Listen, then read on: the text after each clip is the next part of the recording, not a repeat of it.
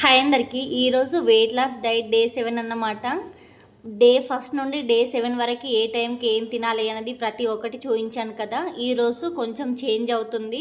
Diet follow అయ్యేవారు ఖచ్చితంగా అనుకుంటారు కదా, ఏ రోజుకి అన్నం తినాలి, ఇంకా 7 డేస్ అవుతుంది అని. ఈ రోజు అన్నం తీసుకోవాలి అంటే అది కూడా ఎంత అనేది చెప్తాను, ఏ టైంకో కూడా చెప్తానండి. అలాగే ఈ కాడ నుండి మన వీడియోస్ వెయిట్ లాస్ వీడియోస్ రావన్నమాట. ఈ రోజుకి లాస్ట్. ఈ రోజే ఒక 1 మంత్కి సరిపడా చెప్తాను నేను ఏం తీసుకోవాలి అనేది. డే 7 రోజు బ్రేక్ఫాస్ట్లోకి ముందుగా ఏదైనా ఒక ఫ్రూట్ జ్యూస్ తీసుకోవాలి. ముందుగానే చెప్పాను కదా బనానా తీసుకోవద్దని. బనానా కాకుండా ఏదైనా తీసుకోవచ్చు. నేను ఇక్కడ వైట్ కలర్ కర్బూజా తీసుకుంటున్నాను. ఇక్కడ జ్యూస్లోకి పాలు కానీ షుగర్ కానీ ఏది వేసుకోవద్దు. ఓన్లీ మనకు స్వీట్నెస్ని బట్టి హనీ వేసుకోవచ్చు. అలాగే ఒక చాయ్ గ్లాస్తో వాటర్ పోసుకోండి. జ్యూస్ చేసుకొని తాగడమే. ఇక్కడ మనకైతే బ్రేక్ఫాస్ట్ అయిపోయింది కదా. మిడ్ మార్నింగ్ ఏం తినాలి అంటే ఏదైనా ఒక ఫ్రూట్ తినచ్చు. పప్పు చేస్తున్నానండి, నేను చెప్తున్నాను కదా, మధ్యాహ్నం 12 నుండి 1 మధ్యలో రైస్ తినచ్చు ప్రతిరోజు. కాకపోతే ఓన్లీ 100 గ్రామ్స్ రైస్ మాత్రమే పెట్టుకొని తినాలి అంతే. అలాగే ఆయిల్ కొంచెం వేసుకొని కర్రీస్ లూజ్గా చేసుకోవాలి. అది కూడా ఇప్పుడు నేను పప్పు చేస్తున్నాను కదా, పప్పు అనేది తాలింపు పెట్టడం లేదు. డైట్ చేసే వాళ్ళు మధ్యాహ్నం ఎప్పుడైనా ఈ విధంగా పప్పు చేసుకుంటే తాలింపు ఏం పెట్టుకోకండి, పప్పు ఉడికించుకొని తినండి. అందులోనే వెల్లుల్లి, కరివేపాకు, కొంచెం జీలకర్ర వేసి ఉడికించుకుంటే నిజంగా టేస్ట్ బాగుంటుందండి.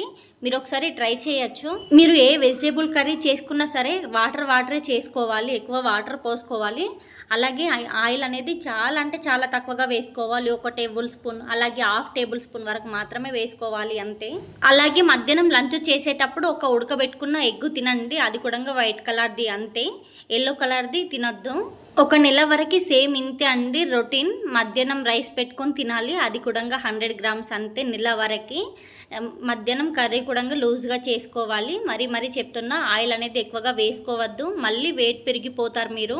నైట్ కూడా మీకు నచ్చిన ఏదైనా ఒక సలాడ్ చేసుకోవచ్చు. కుకుంబర్ క్రీమీ అనేది కూడా ఉంటుంది కదా, అది కూడా ఒక రోజు చేసుకోవచ్చు. అలాగే అప్పుడప్పుడు పన్నీర్ సలాడ్ చేసుకోవండి. ప్రతిరోజు సలాడ్లన్నీ మీకు బోర్ కొట్టినప్పుడు మాత్రమే ఉప్మా కానీ చపాతీ, ఇడ్లీ చేసుకోండి.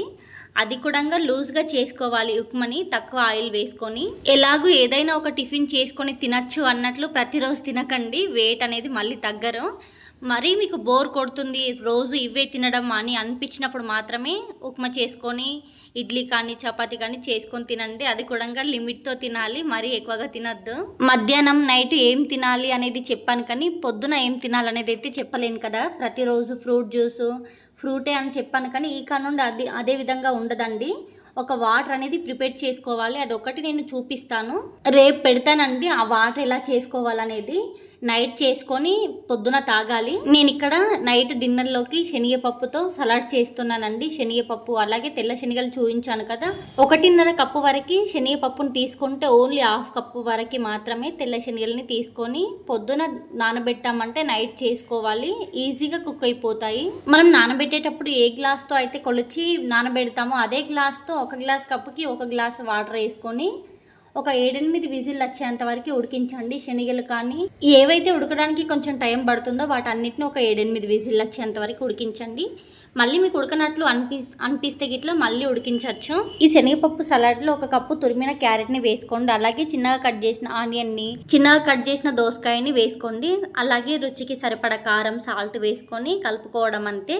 ఇక్కడ మనకి శనగపప్పు సలాడ్ అయితే రెడీ అయిపోయింది.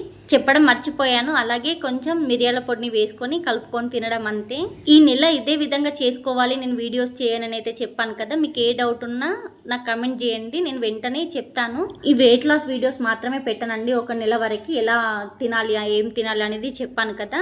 షార్ట్ వీడియోస్ కానీ రొటీన్ వ్లాగ్స్ కానీ పెడుతూనే ఉంటా. ఫస్ట్ టైం మన వీడియోని చూస్తున్న వారైతే ఒక లైక్ చేసి సబ్స్క్రైబ్ చేసుకోండి. మీకు ఈ వీడియో ఎలా అనిపించింది అనేది కూడా కమెంట్ చేయండి. బ్రేక్ఫాస్ట్లోకి ఏ వాటర్ తీసుకోవాలి అనేది నెక్స్ట్ వీడియోలో చెప్తాను.